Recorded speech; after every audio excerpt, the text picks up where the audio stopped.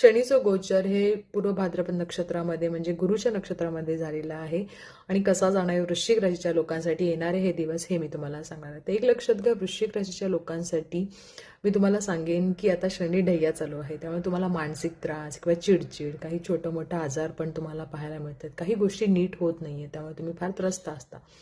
तर मार्चपर्यंत तुम्हाला तो त्रास असेल, पण त्याच्यानंतर मार्च नंतर तुमची शनी ढय्या सुद्धा संपत आहे आणि त्याचबरोबर शनी हे 5व्या घरामध्ये जातील आणि आता सध्या गुरुच्या नक्षत्रामध्ये म्हणजे दुसरं घर आणि 5वं घर तुमचं ॲक्टिव्ह आहे, त्यामुळे तुमच्यासाठी फार चांगल्या गोष्टी होणार आहेत मार्च नंतर.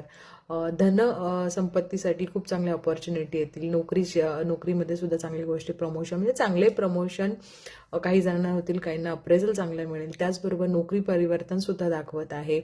त्याचबरोबर मी तुम्हाला असं सांगेन की मुलांच्या बाबतीत थोडीशी तुम्हाला काळजी राहील पुढच्या वर्षी, पण त्याच म्हणजे येणाऱ्या मे महिन्यानंतर. पण त्याचबरोबर तुम्हाला असं पाहायला मिळेल की खूप साऱ्या अशा गोष्टी आहेत ज्या खूप रखडलेल्या होतात आणि त्रासदायक होतात, त्यामुळे तुमचं सगळं सुरळीत चालेल मार्च नंतर.